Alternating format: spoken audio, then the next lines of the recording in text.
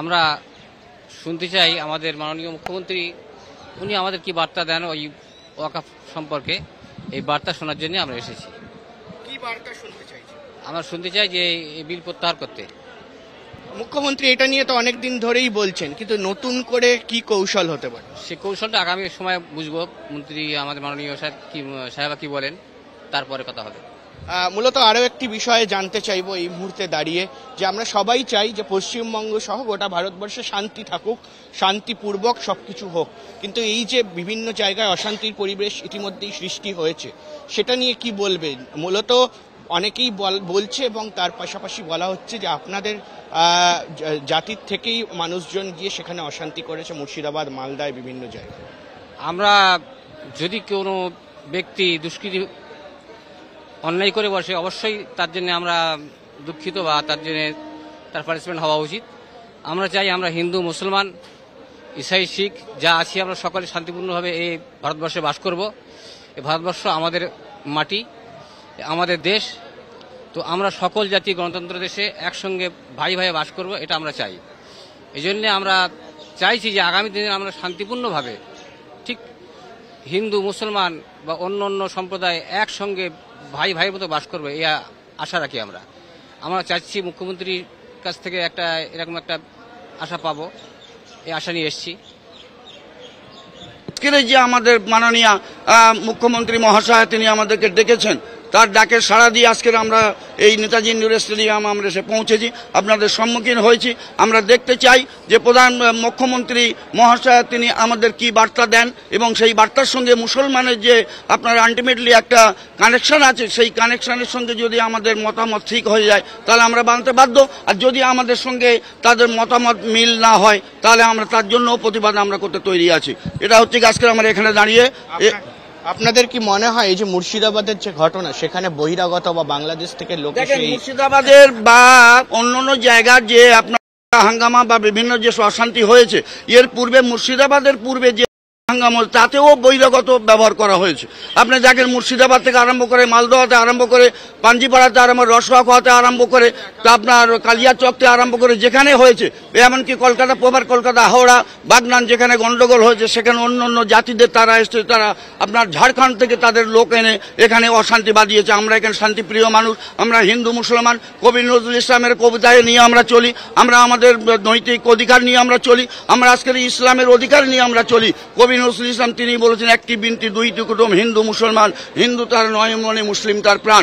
আমরা সেদিকে লক্ষ্য করে যদি আজকের আমরা আগাই তাহলে আমার মনে হয় সাম্প্রদায়িক সম্পন্ন যে জিনিস মনোভাবগুলো আজকে আমাদের মধ্যে ফুটে উঠেছে এইগুলো আমাদের থেকে দূরে হয়ে যাবে। আজকে আমার মারবো কার? একটা হিন্দু সেও আমার ভাই, একটা খ্রিস্টান সেও আমার ভাই। আমার বাড়ি যেমন আমার মা বোন আছে, তার বাড়ি তার মা বোন, তার ঘর থেকে উচ্ছেদ করে দেবো, আমার বাড়িটা কেমন করে রক্ষা হবে সেটা আমারও ভাবার চিন্তা করার দরকার। আজকে বহিরাগত দিয়ে আজকের যে পেপারে আজকের আমি ডেলি দুটো করে পেপার পড়ি, পত্রিকা আমি ডেলি নিই, আদার্স যে পেপার পত্রিকাগুলো সেগুলো আমি দেখি। যেহেতু আমি একটা ধর্মীয় লাইনের বক্তা মানুষ, আমি বক্তৃতা ছোটোখাটো করি, সেই জন্য আমার বিভিন্ন বিষয়ে আমার টার্গেট রাখতে হয়, দেখতে হয়। তো সেই হিসাবে আজকের মালদহ মুর্শিদাবাদের যে ঘটনা ঘটিয়েছে, এটা হচ্ছে গিয়ে এক শ্রেণীর লুট তারাজ করার মানুষ, তারা নিয়ে চলে, তারা লুট তারাজ করার জন্য। বাংলাদেশ থেকে কি লোক আসতে পারে? বাংলাদেশ থেকে কি লোক এসে করতে পারে? বাংলাদেশ থেকে লোক আসতে পারে, এটা হচ্ছে ইন্টারগেটিভ প্রশ্ন করছেন আপনি, যে বাংলাদেশ থেকে লোক কেন? ইংল্যান্ড থেকে লোক তো কেন আসছে, আমেরিকা থেকে আসছে, সুইডেন। ইন্টেলিজেন্স তো বলছে বাংলাদেশ থেকে লোক ঢোকানো। এটা হচ্ছে গিয়ে আমাদের মন্তব্য, হলেও হতে পারে, না হলেও না হতে পারে। হয়তো এমনও লোক যারা এসছে তারা আজকের মুখ ঢাকা দিয়ে, এখানকার লোক তারা মুখ ঢাকা দিয়ে বাংলাদেশের উপরে একটা জুলুম চাপা দিচ্ছেন। বাংলাদেশের একটা রাজনৈতিক অরাজকতা চলছে, সেদিকে চাপানো দেওয়ার জন্য আজকের সে তাদেরও ঘাড়ে দৌড় দিতে পারে। আর এমন কিছু ব্যাপার না, আসারও কোনো অসুবিধা নেই, যেহেতু একটা গঙ্গা পার এপার আসতেও পারে। আর সমাজের সব শ্রেণীর মানুষ তো আমরা বাস করি। আজকের কিছু ভালো মানুষ আছে, তার থেকে বেশি কিছু মন্দ মানুষ, খারাপ মানুষ আছে, আজকে যারা আসতেও পারে। এটা আমার আপনার দেখা চোখে নেই, আমরা পত্রিকায় বা মিডিয়ার মাধ্যমে বা খবরের মাধ্যমে সেটা আমরা দেখেছি, এবং সত্য হলেও হতে পারে এবং মিথ্যা হলেও সেটা মিথ্যা হতে পারে। কিন্তু যারাই আসুক, যারাই করুক, এবং যারা আজকের আমরা এসছি, আজকের আমাদের লক্ষ্য রাখা দরকার যে আমরা অ্যাজ এ ম্যান আমাদের একটা মানবতা আছে, আমাদের হাতে মানবতা গোষ্ঠী আছে, মানবাধিকার আছে। আজকের আমাদের শক্তি সঞ্চয় করার জন্য আমরা অন্যায় পথ অবলম্বন করব, অন্যায় পথ ধরব, আমরা লাঠি বন্দুক গুলি নিয়ে অপরের উপর জুলুম করব।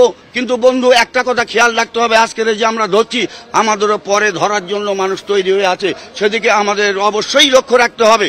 সেই যেহেতু ইতিহাস আমরা দিকে লক্ষ্য করি, আজকের এই যে ওয়াকাফ সংশোধনী বিল আজকের একদিনের নয়, সুলতান পিরিয়ড থেকে এই আপনার ওয়াকাফ হচ্ছে সম্পত্তি আজকের মুসলিমদের জন্য আছে। সেই জায়গাতে আজকের সেই ওয়াকাফ বিল নিয়ে আজকে যারা আমরা লড়াই করছি, আমরা জানবো যে ওয়াকাফ বিলটা সংশোধনী কেন করা হচ্ছে। এই প্রশ্নটা আজকের আমাদের মাথায় রাখতে হবে যে কেন, ওয়াই প্রশ্ন হবে কেন। অনেক ধন্যবাদ আপনার আমাদের সঙ্গে কথা বলার জন্য। আমরা অনেক এখানে ব্যক্তি দাঁড়িয়ে আছে, তাদের সঙ্গে একবার কথা বলি। এই ওয়াকফ বিল যদি দেখা যায় যে একেবারে বাতিল করা হলোই না, একেবারে কেন্দ্রীয় সরকারের তরফে এই বিলটা বাতিল করা হলোই না, আপনাদের আন্দোলনের পরেও সেটা বাতিল করা হলো না, তখন কি পদক্ষেপ নেবে? দেখেন, আন্দোলন তো মানে যেটা স্বাভাবিকভাবে করা হয় সেইভাবে করা হবে। সেটা কি হবে সেটা আপনিও জানেন না, আমিও জানি না। ওয়াকফ বিল মানে আন্দোলন করা হবে সেটা আপনি একদম নিরিখ করে বলতে পারেন না যে মানে প্রত্যাহার হবে না। যেমন কৃষি বিল মানে এর আগে প্রত্যাহার হয়েছে, মানে হতেও পারে নাও হতে পারে, হবে বলে তো আমরা আন্দোলন করছি না, হওয়ার জন্য চেষ্টা করা হচ্ছে। আরো যদি আপনার কিছু প্রশ্ন থাকে ওয়াকফ সম্পর্কে আমাকে। একেবারেই তাই। এই মুহূর্তে মুখ্যমন্ত্রী মমতা বন্দ্যোপাধ্যায় আজকে বার্তা দেবেন এবং তিনি এর আগেও বার্তা দিয়েছেন। তিনি বারবার করে একটি কথা বলেছেন যে শান্তিপূর্বকভাবে কিন্তু একেবারে আন্দোলন করা দরকার, এবং পুলিশের তরফ থেকে, পশ্চিমবঙ্গ পুলিশের তরফ থেকে বলা হয়েছে যে কোনো ধরনের অশান্তি হলে কিন্তু আর সহ্য করা হবে না। হ্যাঁ, সেটাই তো, মানে অ্যাকচুয়াল আন্দোলনের মতো শান্তিপূর্ণ হবে। এ তো আর রাতারাতি বিল আসেনি, বিলটা ছুড়ে দেওয়া হয়নি, বিল পার্লামেন্টে আইন করে পাশ করা হয়েছে। সেইভাবে আমরাও শান্তিপূর্ণ মানে আন্দোলন করব এবং সেভাবে আশা করব যে মানে বিলটা প্রত্যাহার যাতে সরকার সহিদয়ভাবে করে নেয়। এটা অ্যাকচুয়াল মানে হাঁসের ডিম, আপনারা জানেন, যে হাঁস ডিম পাড়া হাঁস, তাকে যদি সময় দেওয়া হয় সে আরও ডিম পাড়বে। ওয়াকাফের সম্পত্তিটা এমন একটা ব্যাপার, মোগল পিরিয়ড থেকে মানুষ মানে মুসলিমরা একটা সম্পত্তি দিয়েছে। এবার যদি এইভাবেই চলতে থাকে, মানুষ আর ওয়াকাফে সম্পত্তি দেবে না, মানে সম্পত্তিগুলো পার্সোনাল রেখে প্রতিষ্ঠানগুলো পার্সোনাল রাখবে, বা এরকম একটা হতে পারে।